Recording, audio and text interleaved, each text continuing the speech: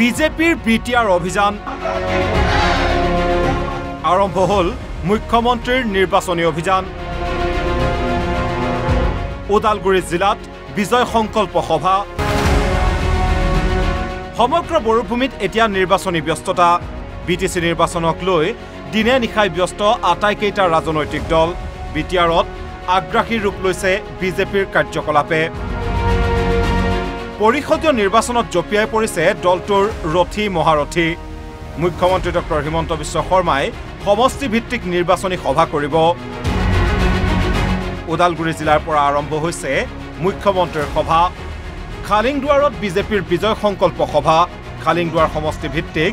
বিজয় সংকল্প সভাত অংশগ্ৰহণ কৰি মুখ্যমন্ত্ৰী ডক্টৰ শৰ্মাই বিটিসি নিৰ্বাচনৰ প্ৰচাৰ চলায়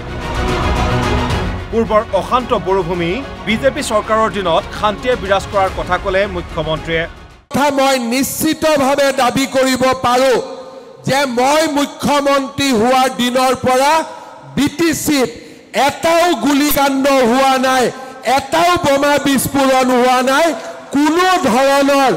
ইয়াতে অশান্তিৰ সৃষ্টি হোৱা নাই চেষ্টা আছিল যে প্ৰথম 5 বছৰ মই মুখ্যমন্ত্ৰী হোৱাৰ পিছত বিটিআৰত শান্তি আহিব লাগে আমাৰ মাজত অবিশ্বাসৰ বাতাবৰণ নোহোৱা হ'ব লাগে ইজনে সিজনৰ ওচৰ চাপি আহিব লাগে আজি 5টা বছৰত আমি সেই কৰ্মযজ্ঞ আমি শান্তিৰ যি কপৌ তাক আমি বিটিসিলৈ আনিবলৈ সক্ষম হলো এইবাৰ বিটিসি নিৰ্বাচনত বিজেপিৰ মূল প্ৰতিশ্ৰুতি কি ৰাজ্যৰ ভিতৰত বিটিআৰক আটাইতকৈ বিকশিত অঞ্চল ৰূপে গঢ়ি তোলা এতিয়া আমাৰ লক্ষ্য অহা 5 বছৰৰ আমাৰ পৰিকল্পনা যে বিগত 5 বছৰত শান্তি যদি আমাৰ লক্ষ্য আছিল অহা 5 বছৰত আমাৰ লক্ষ্য হৈছে বিটিসিৰ জীৱনলৈ বিকাশ আৰু উন্নয়নৰ নতুন গংগা নমাই অনা অসমৰ আটাইতকৈ বিকশিত অঞ্চল হিচাপে আমি বিটিআৰত নিৰ্মাণ কৰা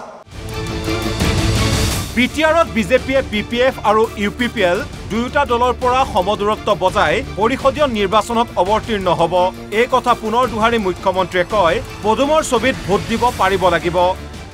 আমাৰ কাৰো লগত শত্ৰুতা নাই ইউপিপিএলৰ লগতো আমাৰ শত্ৰুতা নাই বিপিএফৰ লগতো আমাৰ শত্ৰুতা নাই কাৰো লগত আমাৰ শত্ৰুতা নাই কিন্তু আমাৰ লক্ষ্য এইবাৰ এটাই যে পদুম ফুলৰ ছবিত আমি ভোট দিব পাৰিব লাগিব আৰু পদুম ফুলৰ ছবিত আমি ইলেকশ্যনত বিজয়ী হ'ব লাগিব বিটিআৰত অবড়ো জনগোষ্ঠীৰ অধিকাৰ খৰ্ব হোৱাৰ অভিযোগ উঠি আহিছে বিজেপিৰ প্ৰতিশ্ৰুতি বিটিআৰত সকলো মানুহ প্ৰথম শ্ৰেণীৰ নাগৰিক হ'ব এটাই কথা বুজি পাওঁ যে বিটিসিত আমি এনেকে কাম কৰিব লাগিব যে বিটিসিত যাতে কোনেও দ্বিতীয় শ্ৰেণীৰ নাগৰিক নাথাকে সকলো প্ৰথম শ্ৰেণীৰ নাগৰিক হ'ব পাৰে আমি বিটিসিৰ গৌৰৱী বাসিন্দা আমি বড়ো হ'ব পাৰো আমি অসমীয়া ভাষী হ'ব পাৰো বঙালী ভাষী হ'ব পাৰো আমি ৰাভা আদিবাসী হ'ব পাৰো কিন্তু আমি বিটিসিত দ্বিতীয় শ্ৰেণীৰ নাগৰিক হ'ব নোৱাৰো আমি প্ৰথম শ্ৰেণীৰ নাগৰিক হ'ব লাগিব খালিংদুৱাৰৰ সভাৰ পূৰ্বে মুদৈবৰী আৰু হৰিশিঙা সমষ্টি ভিত্তিক বিজয় সংকল্প সভাত অংশগ্ৰহণ কৰি মুখ্যমন্ত্ৰীয়ে বিজেপিক ভোট দিবলৈ সকলোকে আহ্বান জনায় দুয়োখন সভাতে মুখ্যমন্ত্ৰীৰ সৈতে উপস্থিত থাকে বিজেপিৰ ৰাজ্যিক সভাপতি দিলীপ শইকীয়াও ওদালগুৰিৰ পৰা শশাংক শৰ্মাৰ সহযোগত news desk report NB news